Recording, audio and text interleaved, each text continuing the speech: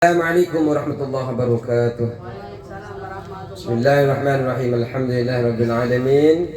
Salatu wassalamu ala asrafil anbiya wal mursalin sayyidina wa habibina wa syafi'ina wa maulana Muhammadin wa ala alihi wa sahbihi ajma'in. Rabbana la ilma lana illa ma 'allamtana innaka antal alimul hakim. Rabbi shrah li sadri wa yassir li amri wahlul 'uqdatam min lisani yafqahu qawli. Amma ba'du. Bismillahirrahmanirrahim. Qala Allah Ta'ala, ini ya. Qala Allah Ta'ala fi surat At-Tahrim, ya ayyuhalladzina amanu qu anfusakum wa ahlikum nara. Qala Allah Ta'ala, Allah berfirman,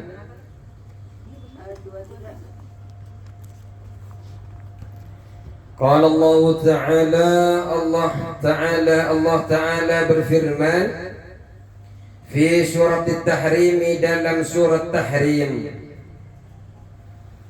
Qala Allah Ta'ala berfirman fi surat Tahrim, dalam surat Tahrim. Surat Tahrim,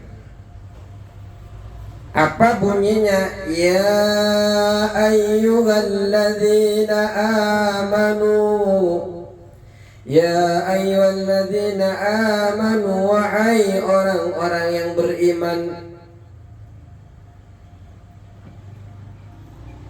Ya ayyuhalladzina amanu, wahai orang-orang yang beriman. Siapa orang-orang beriman itu, Bu? Ay aqarru bil iman, ay yakni aqarru, yang telah ikrar, bil imani, dengan iman. Jadi orang yang beriman itu yang sudah ikrar, saya berikrar bahwa Allah Ta'ala itu Tuhan saya, Nabi Muhammad itu adalah utusan Allah. Itu namanya ikrar bil iman. Jadi yang disebut di sini ini, ya ayyuhalladzina amanu, ini adalah orang yang mengikrarkan dirinya dengan iman.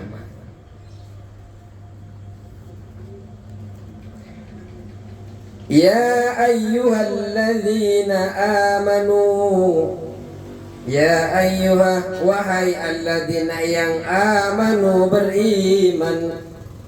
Aqarru, yang ikrar, siapa orang, siapa alladzina, bil imani, terhadap iman.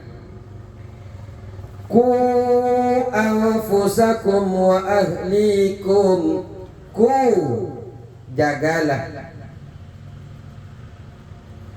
ku jagalah, ku jagalah anfusakum, terhadap dirimu,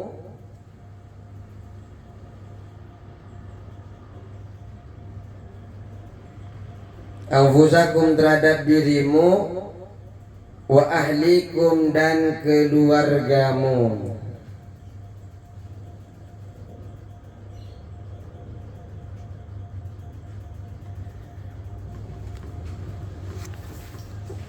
Assalamualaikum warahmatullahi wabarakatuh. Minan nisa'i, dari istri.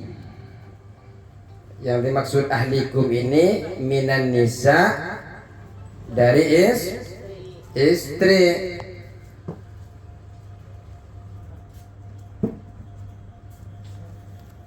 Wal auladi, dan anak-anak.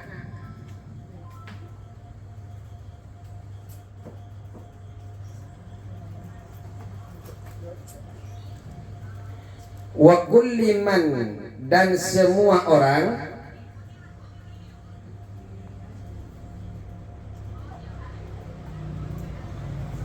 Wa kulli man, dan semua orang.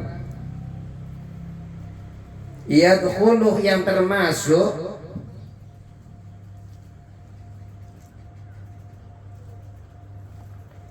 fi hadal ismi di dalam nama ini. Saya ulang. Qala Allah Ta'ala, nomor berapa? Nomor 32 ya. Kitab saya miring begini. 23. Ya Allah.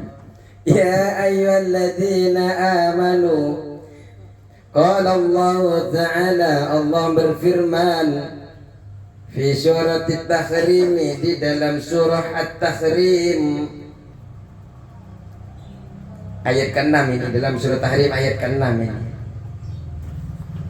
Ya ayyuhalladzina amanu, ya ayyuhalladzina amanu, wahai orang-orang yang beriman. Siapa yang disebut dengan orang yang beriman? Tidak semua orang di dunia mengaku iman itu lantas disebut dengan iman. Tidak. Orang yang disebut dengan iman adalah aqarru bil iman. Dia ikrarkan dirinya, ikrarkan lewat lisannya, ikrarkan lewat perbuatannya. Salam, mantap. Wow. Kembung.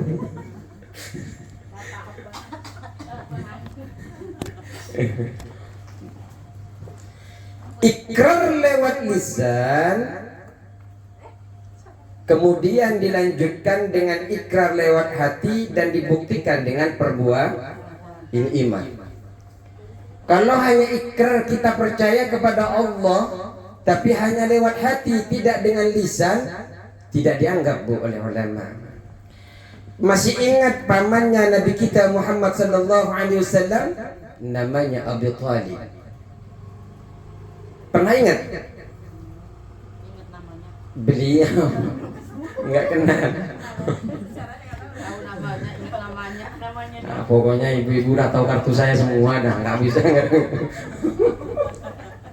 Aduh. Jadi imannya Abi Thalib, iman itu seandainya apa? Abi Thalib itu katanya, kata beliau, seandainya tidak malu kepada orang lain itu sudah beriman kepada Nabi Muhammad sallallahu alaihi. Dan beliau itu percaya bahwa Nabi Muhammad itu benar. Tapi sayang sekali dia malu untuk mengucapkan lewat lisannya. Sehingga ketika wafat oleh Rasulullah itu dicium, dijilat semuanya itu tubuhnya, kecuali tuburnya yang enggak dijilat oleh Rasulullah. Sehingga api neraka itu masuk dari tuburnya. Kemudian ini ada salah satu ulama. Tapi ada ulama yang lain mengatakan tidak. Nabi Abi Thalib ini dikatakan masuk dalam Islam. Ada imam yang mengatakan seperti itu.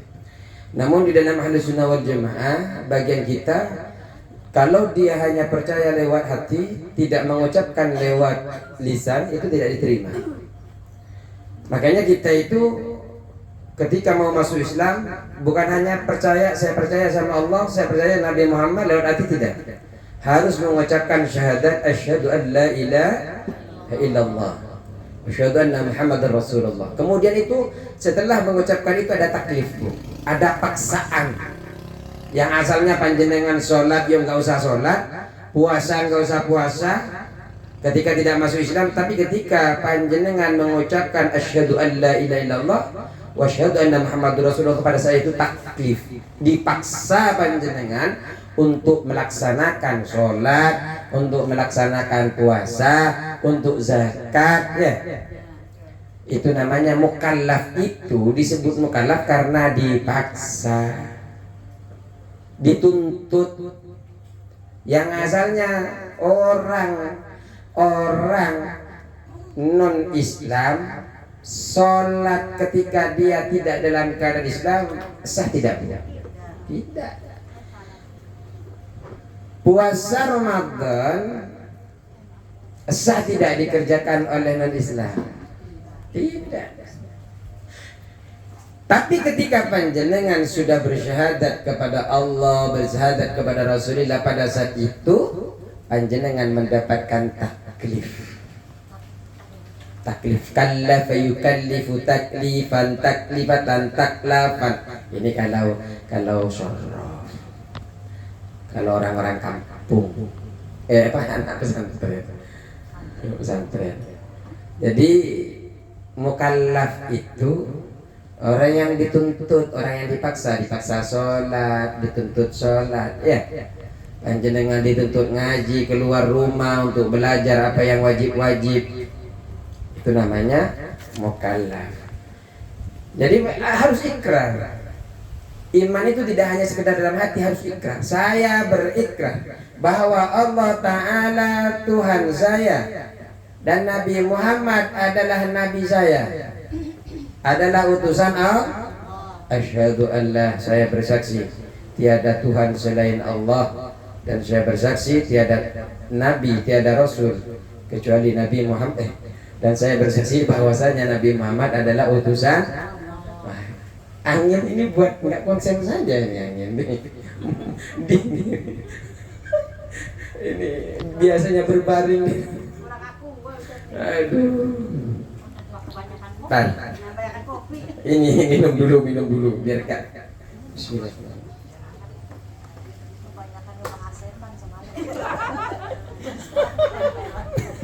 Aduh.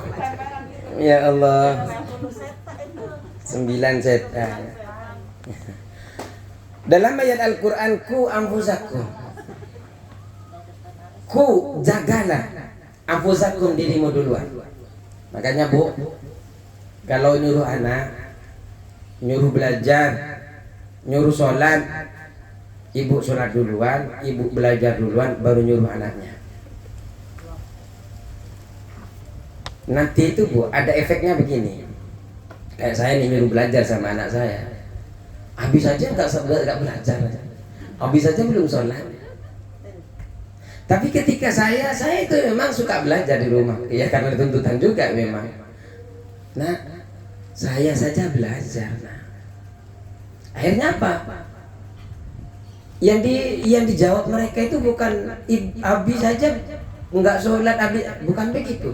Kenapa sih Bi kok belajar terus? Kenapa sih Bi kok sholat terus? Kenapa sih Bi kok zikir terus? Ini perubahan. Ketika kita nyuruh anak, tapi kita tidak sholat, maka dia akan menjawab, ibu saja belum sholat, ibu saja nggak pernah ngeliat belajar.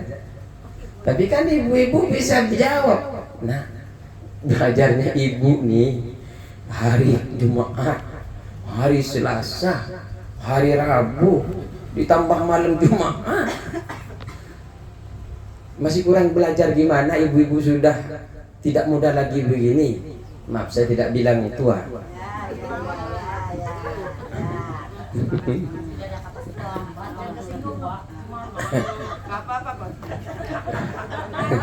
Masih beruntung kita tua bisa yang tua masih belajar dari yang muda.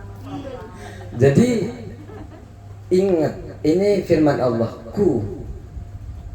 Makanya ketika seorang laki-laki nuntut kepada istri itu baik, maka laki-laki harus baik dulu. Ku, jaga dulu sebelum menuntut istri sholat, laki-laki sholat dulu. Ku, sebelum menjaga istri, dirinya dijaga dulu dari apa? Ku anfusakum wa ahlikum. Nah, ini adalah firman Allah. Wa ahlikum, dan keluargamu. Baru setelah kamu engkau jaga sholatmu, engkau jaga ibadahmu, engkau jaga belajarmu, engkau jaga, baru kemudian wa ahlikum. Dan ini diterapkan di pesawat itu. Saya lihat Bu, ketika praktek dibaca saya buku-buku kecil itu panduan. Jadi sebelum nolong memakaikan baju keselamatan kepada orang lain, sebelum pakaiin ini kepada orang lain, disuruh pakai sendiri dulu sikir itu. Padahal sudah anaknya mungkin begini, pakai dulu. Karena dikhawatirkan anaknya sehat, ibunya nggak selamat, ikut nggak selamat juga.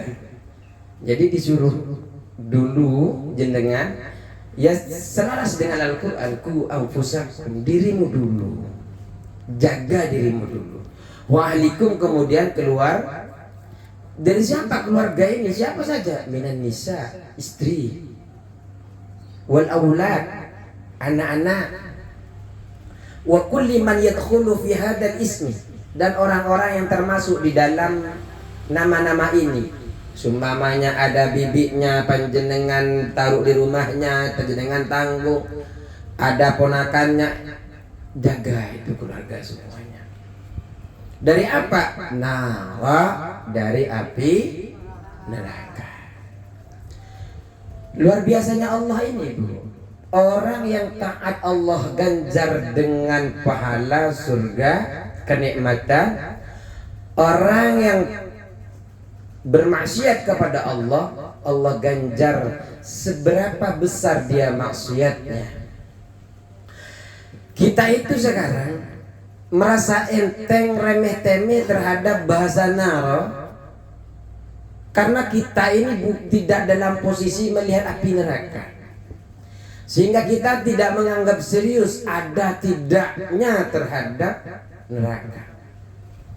Sering saya katakan ini masalah keyakinan, masalah pengetahuan. Kan ada yang disebut ilmu yakin, ilmu hakul, ada apa? Ainul yakin ya. Terus ainul yakin. Terus hakul yakin. Terus kan ada 3 itu. Jadi kalau hanya ngelihat itu masih ilmu. Kalau masih mendengar, nah jatuh itu sakit, itu masih ilmu, pengetahuan.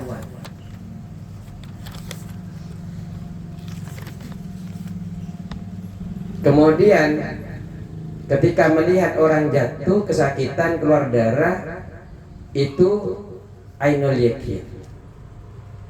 Keyakinannya itu, kalau tadi ilmu yakin, pertama ilmu yakin.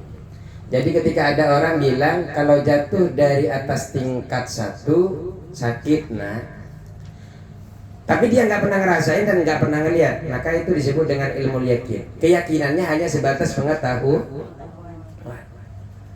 Kemudian ada yang nomor 2, ainul yakin. Keyakinan itu datang karena penglihatan kita. Ternyata kita ngelihat orang sedang jatuh, betul-betul berdarah dan betul-betul teriak-teriak kesakitan, maka di situ disebut dengan ainul yakin. Ternyata ada jenengan jatuh dari tingkat 1, ya berlumuran darah, luka-luka. Ternyata betul ya kata orang tua dulu, kalau jatuh dari pohon, jatuh dari tingkat sakit. Nah, itu namanya hakul yakin, karena ngerasakan sendiri. Makanya ketika panjenengan bicara sekarang tentang neraka itu, ini masih ilmu yakin.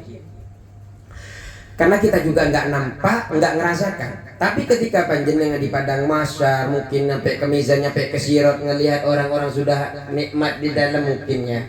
Karena di surga itu ada kacanya, ngelihat, enak banget dia makan anggur di situ ya. Itu nanti pada posisi panjenengan di situ karena belum masuk surga, maka di situ disebut dengan ainul yakin.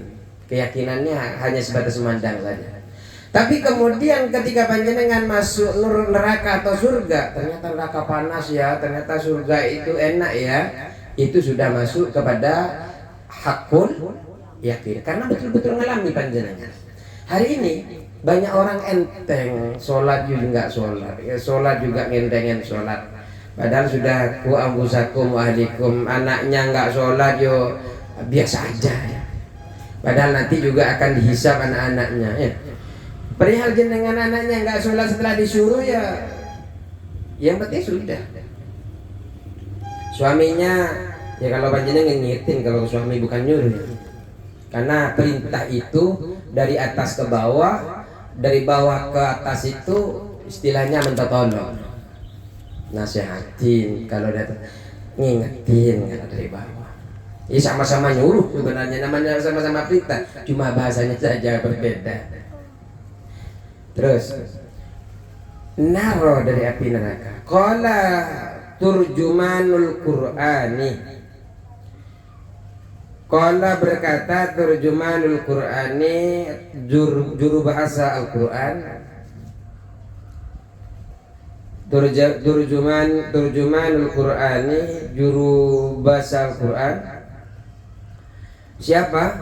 Yakni Zaiduna, Said kita Abdullah Ibnu Abbas. Yang berkata ini adalah Ibnu Abbas, namanya Abdullah Ibnu Abbas.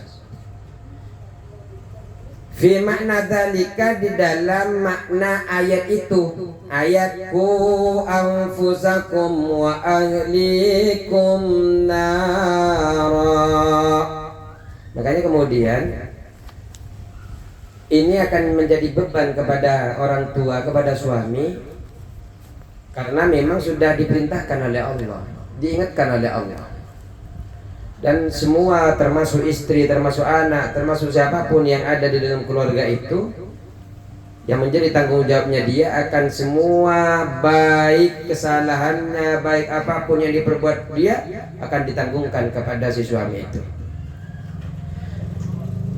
Nah, Ibnu Abbas menafsirkan di dalam ayat ini, faqihuhum, ajarkanlah ilmu fikih hum kepada mereka. Jadi bahasa ku anfusakum wa ahlikum nara artinya adalah faqihu, ajarkan ilmu fikih. Ilmu fikih ya tentang sholat, berapa rakaat sholat, tentang wudhu, halal haram, ajarkan anaknya bu. Ini menurut Ibnu Abbas. Apa maksudnya faqihuhum, ajarkanlah ilmu fikih kepada mereka ini? Allimuhum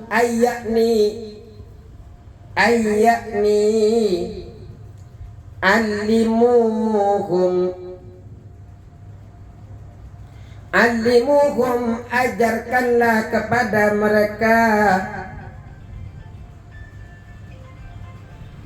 mereka, keluarga ini ya, kepada istri, anak-anak, dan tiap-tiap orang yang ada di dalam, termasuk kepada anak-anak dan istri ini. Ajarkanlah mereka syara'i al-islami, tentang syariat Islam.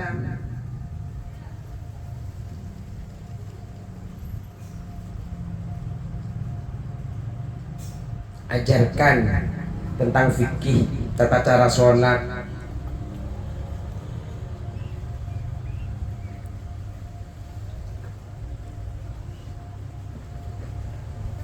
Selain itu, wa'adibuhum, dan ajarkanlah adab kesopanan, ajarkanlah etika.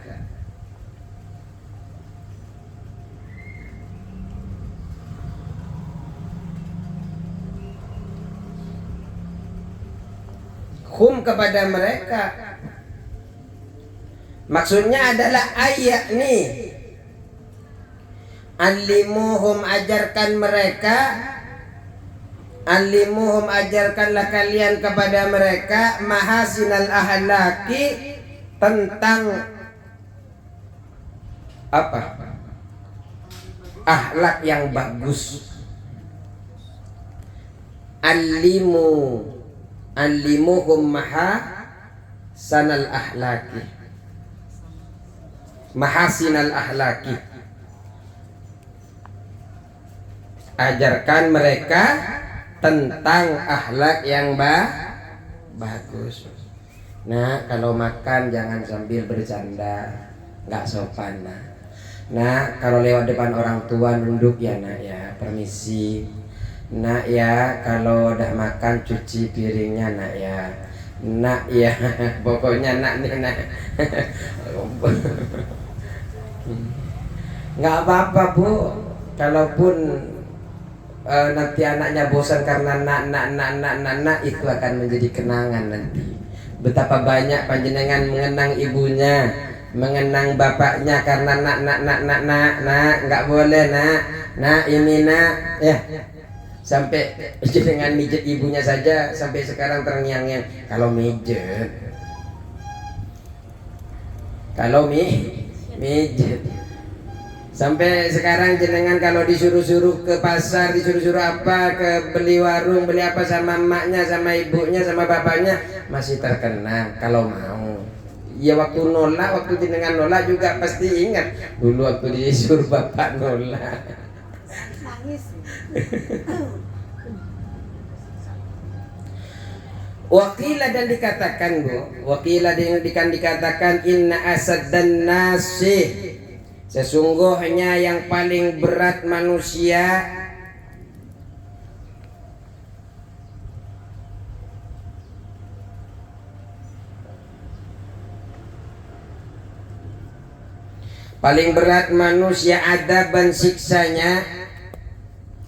adaban siksanya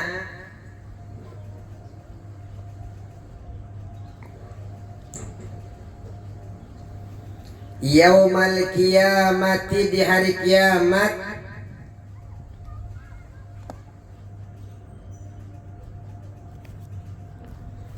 yaumal kiamati, di hari kiamat, man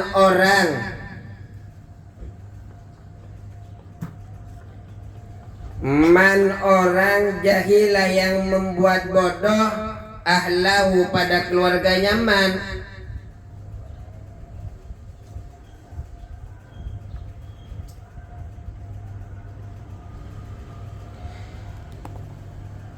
Mengajar itu sejatinya bukan sekolah ya.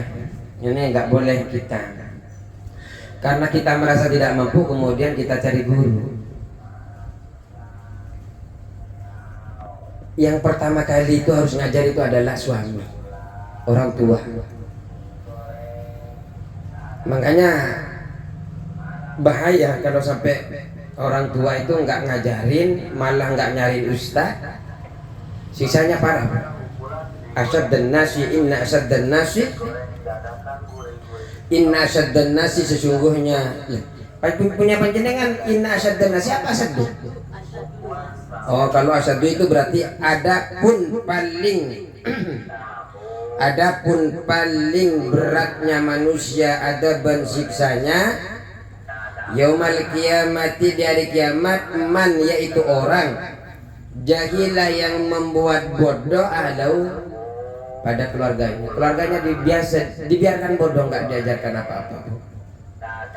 Ingat Bu, Al-Quran itu sudah mengatakan yang bisa membuat Yahudi, Nasrani kepada anak-anaknya ini adalah orang tuanya. Apapun anak-anak kita di sekarang ini, yang penting kita sudah ajarkan baik-baik. Walaupun tidak soleh, yang penting sudah dia lakukan. Karena begini, anaknya Nabi saja, ada beberapa Nabi anaknya tidak soleh. Ya, anaknya siapa? Nabi Nuh, Nabi Lut. Jadi intinya kita ini adalah berusaha saja untuk mengajarkan kebaikan kepada anaknya. Anaknya nolak. Biarin. Tugas jenengan selalu sampaikan. Ini baik nak, ini yang halal, ini yang haram, ini sholat nak. Enggak, ini ibu rewel, ibu bawel, biarin. Karena ada yang begitu, enggak bosan-bosan dari pagi sholat, ya ada yang gitu. Mau dilawan anaknya sudah besar. Udah lebih kuat sumpamanya. Udah biarin. Nah, kamu itu nggak ngikutin saya nggak apa-apa. Cuma memang tugas saya mengingatkan, mengajarkan. Saya tidak ingin lihat anak-anak saya nanti dibakar di api neraka. Dan saya tidak ingin nanti kelak engkau ketika kami di hadapan Allah dihisab, engkau membebani kami. Maka terserah engkau. Saya sekarang ini ingin ngasih tahu kepadamu ini bahwa ketika engkau meninggalkan sholat, ingat siksanya sangat pedih. Terus ingatkan, perihal anak-anak itu, ya cuma ya sebelum nyuruh ya sholat duluan. Kalau anaknya di belakang, Bu, sholat di pinggir kamarnya. Allah, guru mama saya sholat. Riak dikit nggak apa-apa, itu apa tadi mengajar ya. Taklim, mengajar kepada anaknya. Tumben sholat di depan pintu kamar. Kalau bisa pakai mic begini, Allah. Aduh ya Allah. Ikut jamaah. Soalnya memang anak-anak sekarang iya nggak jalan-jalan. Iya mah. Iya mah terus. Lipat bajunya nak. Iya mah. Iya nggak langsung jalan. Dan ternyata itu juga pernah dilakukan sama ibu-ibu yang sudah nyuruh.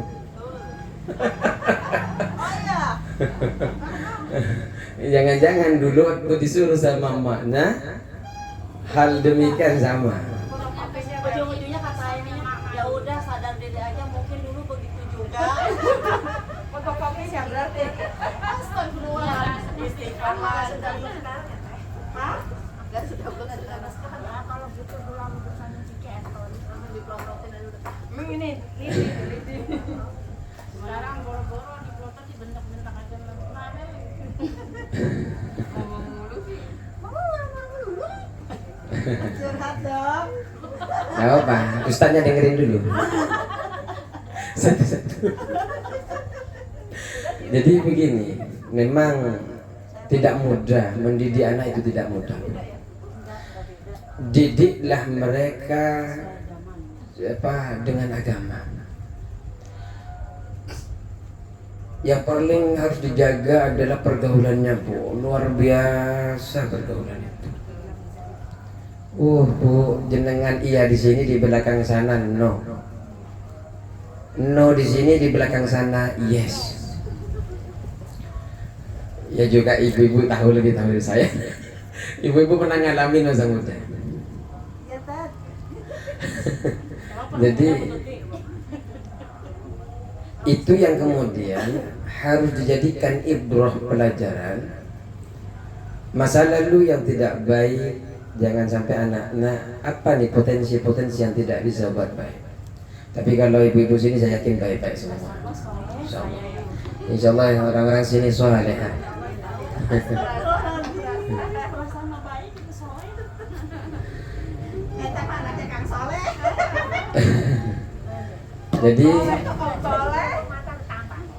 Jadi ibu jangan terlalu meratapi ketika anaknya melawan, cukup doa kepada Allah. Yang paling luar biasa adalah semalam yang kita kasih kajian itu, ketika masak makan bacakan bismillah. Masak ikan bismillah, ya Allah, anak saya nggak mendengarkan saya, ya Allah, saya sedih. Sedih sama. Jadi bismillahirrahmanirrahim, bismillahirrahmanirrahim. Jadi secara dohir panjenengan mengajarkan kepada anak, tapi secara batin libatkan Allah di dalam setiap apa yang bersentuhan dengan anak itu. Makanya dulu itu untuk membuat laki-laki blow on itu gampang sekali, tapi tidak bermanfaat. Artinya laki-laki tunduk kepada seorang wanita itu gampang sekali, tapi dia tunduknya itu tidak punya arah, tidak punya inovasi dalam kehidupannya. Hanya manut. Itu tidak berkesan dalam hidup. Yang berkesan karena ada saling cekcok, kemudian saling minta maaf. Sayang. Itu yang kemudian jadi begini.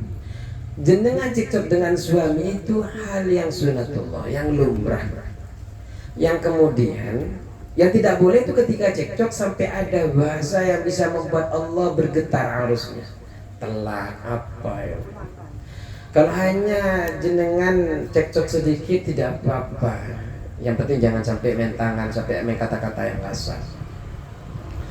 Karena memang panjenengan sama suami itu tidak pernah dilahirkan dari rahim yang sama, dan tidak pernah panjenengan itu hidup kecilnya bersama. Yang sama-sama saja saudara anak saya tiga-tiganya itu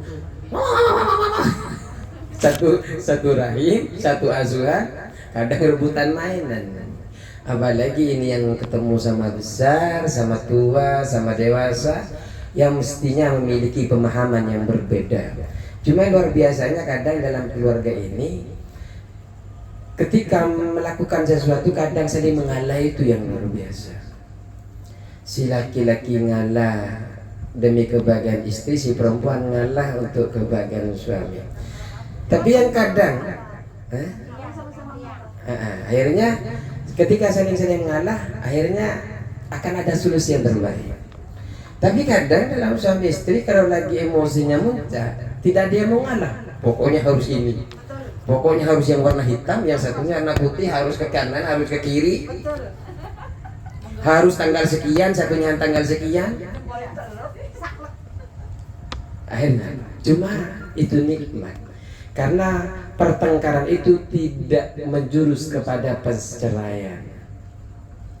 Ketika yang tidak baik, yang ada bisikan daripada syaitan itu ketika bertengkar, yang akhirnya adalah bernuansa kepada penceraian, ngungkit-ngungkit ABCD, itu tidak baik. Jadi panjenengan bertengkar ya biasa, habis itu minta maaf ya. Ya kalau bisa kita diajarkan oleh Islam, ya kalau suaminya lagi marah, ya Allah, lagi diberikan pahalanya Siti Asiyah. Kalau suami sedang dimarahin istri, pahalanya seperti Nabi Ayub. Dan itu susah sekali memang, prosesnya panjang. Cuma nikmat. Saya itu nikmat sekali ketika bisa bangun malam gitu loh. Ketika tahajud, nikmatin. Ketika tahajud panjenengan, suatu saat panjenengan bisa tahajud ya. Betapa banyak orang pada saat itu tidak dibangunkan oleh Allah. Dan panjenengan diberikan kesempatan untuk sujud pada saat itu. Nikmat ya Allah. Alhamdulillah saya terpilih. Makanya kemudian ketika panjenengan satu kali saya panjenengan tinggal, dua kali, ketiga kalinya itu mulai berat lagi untuk bangun tahajud itu. Makanya kalau panjenengan sudah istiqomah untuk tahajud, duha itu lebih gampang. Saya merasakan duha itu lebih gampang. Tapi kalau tahajud itu, apalagi tidurnya jam 2, harus bangun jam 3, tidur sejam. Luar biasa. Tapi ketika bisa bangun, mantap, dan bisa curhat kepada Allah sepuas-puasnya. Tidak perlu curhat ke tetangga, tidak perlu curhat kepada keluarga sama sekali. Karena belum tentu mereka suka sama jenengan, senang sama perkembangan jenengan, senang kepada suaminya, belum tentu senang kepada anak-anaknya, belum tentu. Tapi kalau Allah pasti senang sama panjenengan. Karena pada saat itu panjenengan lagi tahajud, dan ibadah yang paling mendekatkan diri kepada Allah adalah sholat. Dan di dalam sholat yang paling dekat dengan Allah ketika sujud. Jangan lewatkan itu. Minta.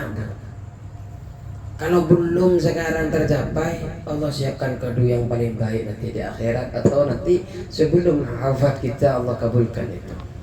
Karena yang dikhawatirkan kalau dikabulkan sekarang, mungkin kita ini tidak bisa menjaga hati kita, bisa entah sombong, entah lupa kepada Allah, entah apa. Kadang begini, ketika kita dalam kesusahan secara ekonomi, puasa itu rajin. Tapi ketika tidak, ketika oleh Allah digampangkan rezekinya, tidak lagi puasa. Tapi Panjenengan boleh itu lakukan. Artinya ketika Allah berikan nikmat, panjenengan itu lakukan, tapi jangan lupa untuk nambah ibadah-ibadah yang lain. Yang dikhawatirkan udah nggak puasa, sholat sunnahnya ya enggak, baca Al-Qur'annya ya enggak. Sehingga apa? Yang dikhawatirkan nikmat itu dicabut oleh Allah, jenengan tidak bisa kulineran lagi, tidak bisa kemana-mana lagi. Yang paling khawatir kesehatan yang kita rasakan hari ini dicabut oleh Allah. Kayaknya tandanya mau hujan ya dah. Belum jam 5. Mau hujan tuh. Kan tadi kerjanya jam 5. Oh ya, jam 5. Jadi intinya bro, kita ini manusia biasa. Yang penting panjenengan mengajarkan ilmu-ilmu agama, etika. Memang bu, kalau punya anak laki-laki, mendidik keturunan yang soleh dan soleha bukan pas dia punya anak, tapi memang sudah diproses dari awal. Mulai panjenengan sekarang punya anak, dirawat, diajarin fikih, diajarin etika, kemudian dicarikan calon yang baik. Insya Allah bu, gimana Pak Ustaz kalau dia nggak mau? At-thayyibina wat-thayyibat. Kalau anak ibu baik, insya Allah akan dipertemukan dengan orang yang baik. Percaya itu bu. Wal muhsinina wal muhsinat. Kalau panjenengan sudah didik itu anak dengan baik, jangan khawatir mau nanti ketemu dengan orang yang nggak benar di kampusnya. Didik saja anaknya baik, insya Allah yang tidak baik-baik, anaknya itu akan ilfil sendiri bu. Karena memang dari kecil sih dia sudah di lingkungannya yang hal-hal yang baik. Ketika menemukan dengan lawan yang tidak baik, dia tidak nyaman. Itu yang ditanamkan terus. Tidak harus mondok, bro. Tidak harus disekolahkan agama, karena di rumah itu sudah cukup.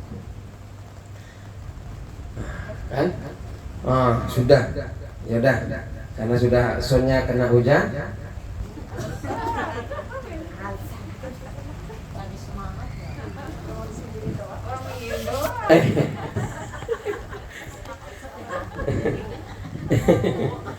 Jadi insya Allah kita akan mulai di hadis berikutnya tentang tanggung jawab.